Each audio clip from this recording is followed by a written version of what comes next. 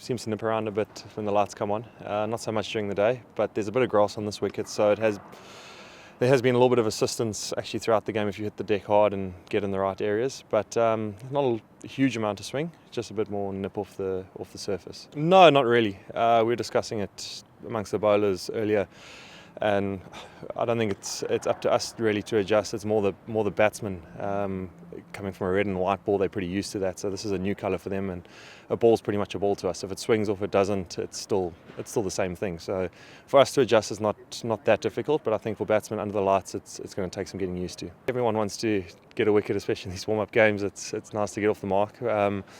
But yeah, like I said, we bowled pretty well. We just kind of kept it simple. Bowled in the right areas, hit the deck hard. I think we had a bit more pace in our attack than they did, so we probably got a bit more out of it.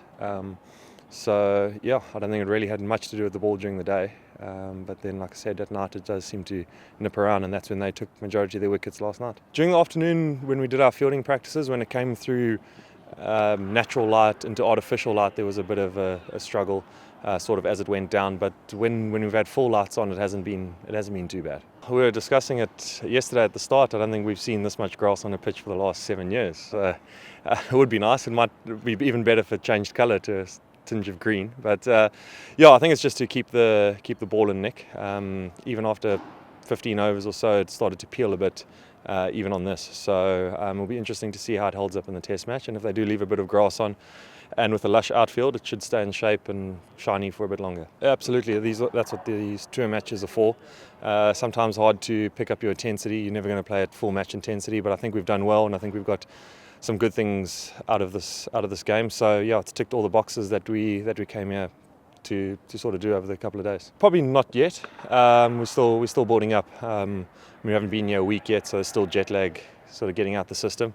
We're going to be up to probably 10, 12 overs tonight by the end of it, and then by the beginning of the test, working through this week, we should have our loads up. But the guys have been playing. We've been playing 50 over cricket, so that's 3.5 hours in the legs, and I know it's only 10 overs, but it's still quite a bit of bowling. So you add a few on that we'll pick up in this week, so we should be fine. No, it still looked okay. The writing was obviously off, but it still looked pretty shiny with only one patch, but I think that might have just been from the boundary boards. So I don't think the pitch or the outfield was that abrasive, and so yeah, I don't think we will see too much of that.